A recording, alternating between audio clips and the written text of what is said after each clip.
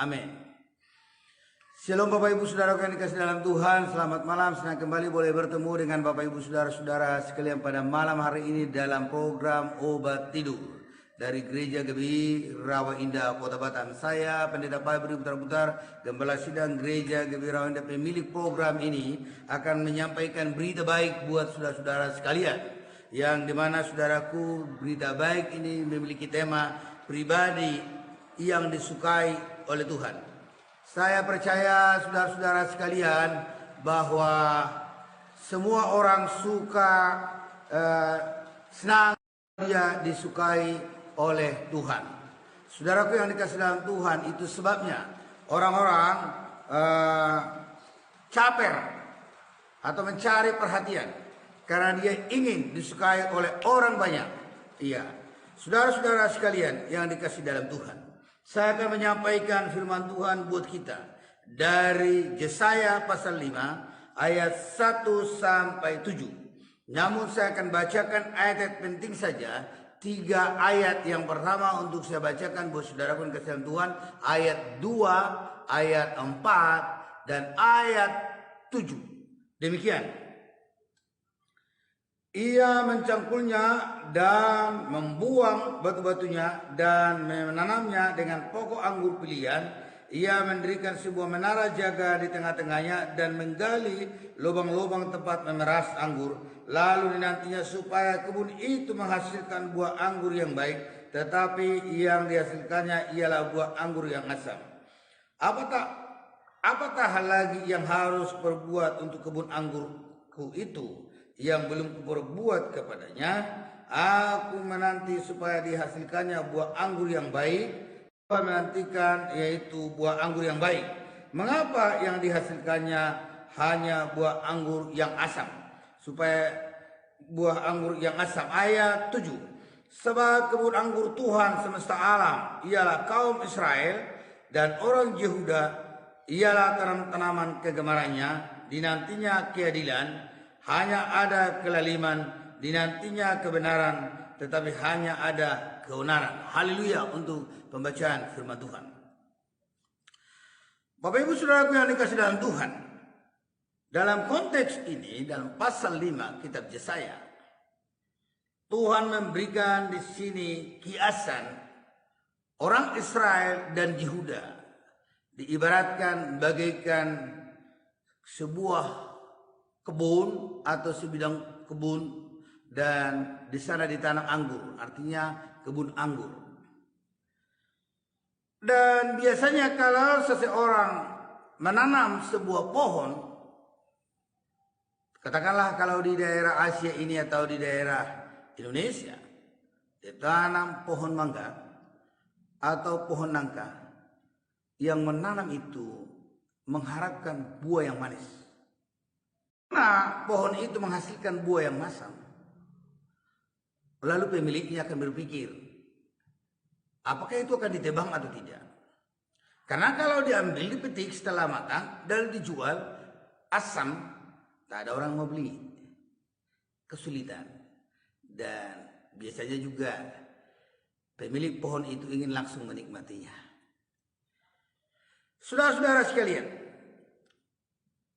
malam hari ini kita akan diberkati oleh Tuhan melalui kebenaran firman Tuhan di sini, di mana umatnya diumpamakan bagaikan pohon anggur yang ditanam di sebuah kebun. Dan Tuhan sungguh mengharapkan buah yang baik, buah yang manis. Nah saudara, mungkin juga saudara bertanya, apa poin-poin yang disampaikan Pak Pendeta ini? Yang mau saya sampaikan Bapak Ibu Saudara-saudara sekalian adalah bagaimana kita supaya bisa menjadi pribadi yang disukai oleh Tuhan. Dan saya melihat melalui pembacaan nats ini, ada di dalam ayat 2 dan 4, yaitu berbuah manislah. Tuhan sungguh bangga saudara-saudara kalau kita semua bisa memberi buah yang manis kepada Tuhan. Jikalau saya dan saudara tidak dapat menghasilkan buah yang manis, apa yang terjadi? Di dalam ayat 5 sampai ayat 6 ada konsekuensi yang tidak enak, yang menyakitkan bagi gereja atau bagi umatnya. Dalam ayat 5 dan 6, ketika orang Israel hanya menghasilkan buah yang asam. Kalau buah yang asam ini dikatakan dalam ayat 5 dan keonaran.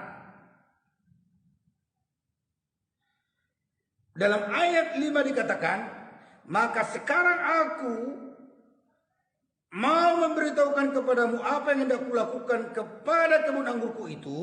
Apa itu? Dikatakan, aku akan menebang pagar durinya, sehingga kebun itu dimakan habis, dan melanda temboknya, sehingga kebun itu diinjak-injak. Saudara-saudara sekalian, ini adalah semacam murka Tuhan atau hukuman kepada orang yang tidak bisa menghasilkan buah yang manis kepada Tuhan. Boleh saudara bayangkan kalau sebuah kebun dicabut pagar perlindungan itu. Tanaman itu akan habis, dihabisi oleh binatang-binatang liar. Dihabisi oleh pemangsa-pemangsa yang bisa memangsa tumbuh-tumbuhan di dalam, atau memangsa segala yang ada di dalam kebun itu. Itu sangat mengerikan. Saya, saudara-saudara sekalian, terpikir dengan apa yang dikatakan dalam Ayub pasal 1 ayat 10. Dalam sebuah dialog di mana Tuhan berdialog dengan iblis ketika iblis pergi ke surga mendakwa. Sehabis dia bekerja dalam dirinya untuk mengelilingi bumi, lalu Allah bertanya kepadanya, adakah kau lihat hambaku Ayub di sana? Dia adalah orang yang baik dan setia kepada saya. Lalu si iblis berkata, ayalah dia setia Tuhan kepadamu adalah oleh karena yang kau berkati dia, oleh karena kau buat pagar perlindungan bagi dia. Semua orang bisa seperti itu. Ya mungkin bahasanya begitu. Bukan iblis, kata Tuhan kepadanya. Ya kenapa Tuhan bilang bukan? Ya coba tes. Apa yang terjadi? Lalu saudara, Tuhan mencabut. Apa yang terjadi? Semua saudaraku, kambing dombanya habis. Dalam catatan kitab itu adalah puluh ribuan. Setelah itu habis lagi, anak-anaknya mati semua. Dalam dialog berikutnya mereka setelah itu, karena Tuhan berkata kepadanya, gimana? Kan setianya hambaku itu. Dia bilang begitu. Ayalah karena begini, kata si iblis itu. Lalu Tuhan mengizinkan mencobai dia dan menjamah badannya dari kepala hingga sampai kakinya, asal jangan rohnya. Apa yang terjadi? Gatal-gatalan. Sampai keseharian dia pakai kaca beling itu untuk menggaruk. Boleh saya bayangkan itu saudara-saudara sekalian, bahwa kulitnya sudah cukup keras karena gatal terus. Itu sangat sakit.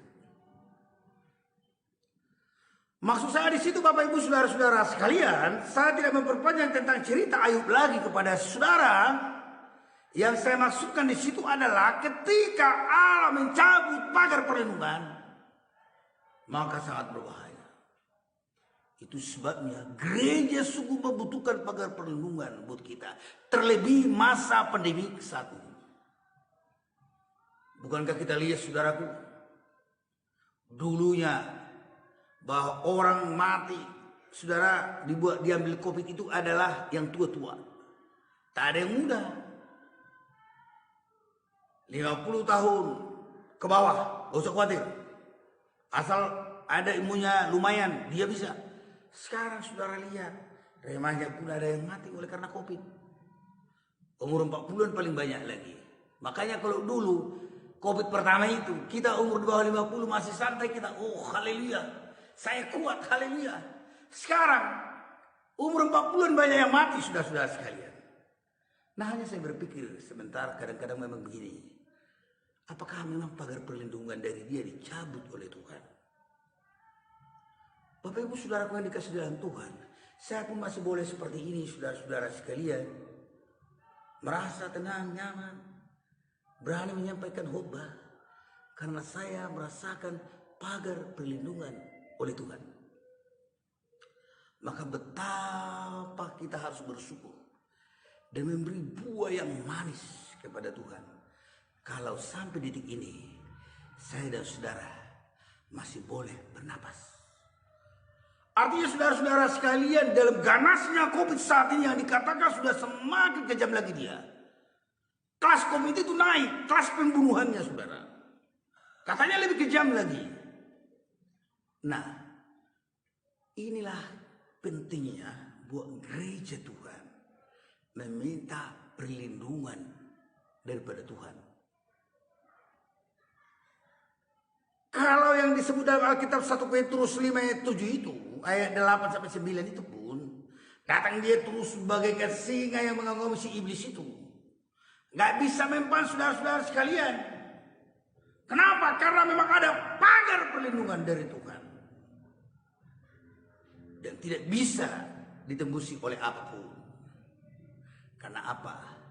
Dia adalah Allah Jehovah yang tidak pernah terkalahkan, yang terus menerus ada, melindungi gerejanya. Haleluya. Saudaraku, sampai saat ini saya merasa nyaman dan tenang, memang adalah oleh karena perlindungan Tuhan. Nah saudara, jangan sampai pagar perlindungan itu dicabut. Itu tadi dalam ayat 5. Nah kemudian saudara-saudara sekalian, kita melihat ayat 6. Ketika bangsa Israel tidak bisa memberikan buah yang baik, atau disebut itu tadi kalau dalam ayat 7 adalah keadilan dan kebenaran. Ketika manusia tidak bisa memproduksi itu sebagai ciptaan Tuhan, terlebih orang yang percaya, maka selain daripada pagar perlindungan dicabut, ayat 6 dikatakan begini. Aku akan membuatnya ditumbuhi semak-semak, tidak dirantingi dan tidak disaingi, sehingga tumbuh putri malu dan rumput. Aku akan memerintahkan awan-awan supaya jangan diturunkannya hujan ke atasnya. Bapak Ibu saudaraku yang dikasih dalam Tuhan, apa artinya ayat 6 ini? Bayangkan dikatakan bahwa kebun itu akan diinjak-injak orang.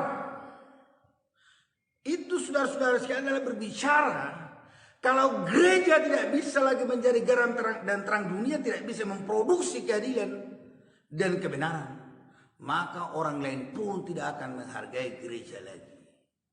Itu sebabnya gereja harus memproduksi Galatia 5 ayat 22 sampai 23. Buah roh itu harus ada dan harus hidup dalam kebenaran kalau menurut ayat 7 itu. Maka dengan segala kerendahan hati, saya memohon untuk kita semua supaya bisa kita cross check diri kita. Apakah keadilan ini biasanya dipakai adalah untuk orang hakim yang menimbang sebuah perkara dan juga kepada para bangsawan yang memegang sebuah jabatan. Tapi keadilan ini adalah juga berbicara tentang hati kudus kepada orang kecil. Maka oleh karena itu hati kudus tulus adalah hal yang penting untuk gereja. Ada banyak hal motivasi orang untuk datang ke gereja. Tetapi kalau boleh, motivasi yang pertama untuk saya dan saudara adalah bersyukur dan menyenangkan hati Tuhan menyembah Dia. Supaya Tuhan menyukai saya dan saudara. Alkitab mencatat di sini ditumbuhi semak-semak. Apa yang dimaksud dengan ditumbuhi semak-semak? Ini adalah berbicara gambaran hidup yang memiliki saudara-saudara sekalian rasa yang tidak enak atau begitu banyak persoalan yang menghimpit hidupnya. Artinya gelap, serasa tidak ada pengharapan. Bayangkanlah kalau sudah semak rasanya, gelap dia. Itu adalah hidup yang memiliki rasa susah, yang menghimpit. Hidup yang tiada lagi pengharapan, dan memang karena Tuhan sudah lepaskan dia. Nah, oleh karena itu, saudara-saudara, perlu kita renungkan ini. Jangan sampai Tuhan mengizinkan hidup kita ini ditumbuhi semak-semak. Masuk semua persoalan, saudaraku, yang membuat saya dan saudara susah dan galau, saudaraku. Kalau hidup seseorang susah dan galau, Tuhan pun datang akan dibilang menjadi hantu seperti si Petrus dan lain-lain itu. Nah, dan dikatakan di sana dalam ayat 6, tidak dirantingi, tidak disiangi. Nah, bagaimana saudara-saudara sekalian kalau sebuah taman dan tidak dirantingi pohon itu dan tidak disiangi, artinya tidak dibersihkan dia. Nah, itu kehidupannya akan nampak kotor. Artinya Tuhan membiarkan hidup kita begitu saja, dan Tuhan sudah tidak peduli lagi. Dan Alkitab mencatat sampai putri malu dan rumput itu tumbuh. Maksudnya apa? Artinya bahwa kehidupan masalah yang memalukan dan terus datang dan bertubi-tubi dan datang tanpa bermisi. Nah, saudara-saudara sekalian, kalau kita melihat bagian terakhir ayat 6, perhatikan lagi. Kutukan itu kepada orang atau marahnya Tuhan kepada orang. Katakanlah kalau dalam istilah teologi Injili, disiplin Tuhan gitu ya. Cemeti Tuhan ya. Karena kalau orang Injili gak suka dia dibilang kalau dimurkai Tuhan gitu ya. Artinya ayat 6 perhatikan. Bagian terakhir. Kepada orang yang tidak bisa menghasilkan buah yang baik atau menghasilkan keadilan dan kebenaran, hukuman yang terakhir itu dibuat oleh Tuhan. Tuhan menahan awan-awan. Wah. Aku akan memerintahkan awan-awan supaya jangan diturunkannya hujan ke atasnya. Bayangkan kalau sebuah tanaman itu atau pohon adalah biasanya harus dia adalah mengharapkan awan dan hujan. Nah, kalau sebuah pohon itu tidak ada lagi awan hinggap di sana dan tidak ada lagi hujan, bagaimana dia wajahnya? Bagaimana pohon itu? Dan itu akan kekeringan dan mati. Nah, artinya di situ Bapak Ibu Saudara-saudara sekalian, kalau kita tidak bisa memproduksi kebaikan dalam diri kita, maka Tuhan akan menahan itu. Kita harus sadar. Gereja adalah ciptaan Allah dalam Kristus Yesus Tuhan kita untuk melakukan pekerjaan baik dan hidup di dalamnya. Namun seringkali orang tidak memahaminya. Dia hanya bilang, puji Tuhan aku sudah diselamatkan, terima kasih Tuhan, hanya begitu saja. Tapi memproduksi kebaikan jarang dipikirkannya. Dalam ayat 6 bagian terakhir ini saudara-saudara sekalian adalah bicara tentang disiplin atau kutukan kepada mereka, dan dipakai di sini ilustrasi awan-awan dan hujan tidak diturunkan adalah karena memang waktu itu mereka adalah seorang petani. Kalau Anda tinggal di kota industri, bagaimana kira-kira kutukan yang diberikan atau hajaran? Tuhan tidak mengirimkan investor. Lalu tutuplah perusahaan. Lalu gigi jarilah begini para karyawan atau para pencari kerja. Lihat kiri kanan semua begini. Apa yang terjadi? Ya, mengerikan. Kenapa? Ya karena enggak menghasilkan buah yang manis. Ya ini dipakai karena mereka adalah negara agraria waktu itu. Selain daripada mereka adalah negara peternak. Nah, kalau di negara industri, ya artinya Tuhan tidak memberikan investor, penanam modal. Sengaja dibuatnya, nggak mau mereka menanamkan modalnya dalam sebuah kota atau untuk membuat perusahaan, didiamkan aja, disimpan di bank, dimakan hanya bunga uangnya. Bisa begitu terjadi. Nah, Bapak Ibu saudara-saudara sekalian, kita melihat artinya itu saudaraku adalah kalau saya dan saudara tidak hidup dalam kebenaran, Tuhan akan membuat kita gagal. Gagal panen para petani kalaupun sudah menabur benih yang banyak. Ya, kenapa? Tidak menghasilkan buah yang manis. Baik, puji Tuhan. Saya telah singgung tadi bahwa buah yang manis itu sudah dicatat itu dalam ayat 7. Nah, kalau kita bandingkan dengan Yeremia 9 ayat 24, kesukaan Tuhan buat gerejanya atau buat umatnya adalah betapa pentingnya gereja memahami Allah, itu yang pertama. Betapa pentingnya gereja mengenal Allah. Betapa pentingnya gereja dalam kesetiaan, keadilan dan kebenaran. Selain daripada tadi dalam Yesaya itu keadilan kebenaran, ada 3 hal yang ditambahkan, bahwa gereja perlu memiliki, saudaraku, memahami hati Allah, perlu mengenal Allah. Umatku binasa karena kurang mengenal akan Allah, kata Hosea pasal 4 ayat 6. Dan kesetiaan adalah hal yang terpenting. Banyak orang menyebut dirinya baik, tetapi orang setia siapakah mendapatkannya? Orang boleh saja, saudaraku, berkhutbah setia-setia, lalu sudah hilang dari peredaran. Orang boleh saja membuat nama anaknya setia, tapi juga cerai sudah sekalian dia dengan istrinya atau suaminya. Saudaraku yang dikasih dalam Tuhan, ini dia betapa pentingnya kita berbuah yang manis. Mengapa begitu pentingnya buah yang manis itu, saudaraku? Karena memang itu yang diharapkan oleh Tuhan. Buah yang manis itu adalah hidup dalam kebenaran. Mengapa Allah memanggil saudaraku yaitu Abraham? Kalau dikatakan dalam Kejadian 18 ayat 19 adalah Tuhan mau supaya Abraham dan keturunannya hidup dalam kebenaran dan tidak melakukan yang jahat itu dalam nats itu. Boleh Bapak Ibu Saudara buka nanti Kejadian 18 ayat 19. Hidup dalam kebenaran ialah hidup dalam terang firman Tuhan. Saudara, agak sedikit lagi waktu ini kupakai untuk menyampaikan buat saudara-saudara sekalian, karena ini memang adalah berbicara tentang bagaimana menyukakan hati Tuhan supaya kita juga disukai oleh Tuhan. Iya. Saudara, dikatakan hidup dalam kebenaran ialah hidup dalam terang firman Tuhan. Hidup yang dipimpin oleh Tuhan. Orang yang hidup dalam kebenaran firman Tuhan akan didapatinya, saudaraku, dalam dirinya apa? Dia adalah pribadi yang mengutamakan Tuhan. Pribadi yang mencintai ibadah. Ada cinta kasih kepada sesama. Dan berusaha terus yaitu melahirkan kebaikan. Bukankah dalam Filipi 4 ayat 5. Hendaklah kebaikanmu diketahui semua orang. Artinya apa? Itu merupakan suatu anjuran supaya gereja memproduksi kebaikan. Ya, memproduksi kebaikan dari dirinya.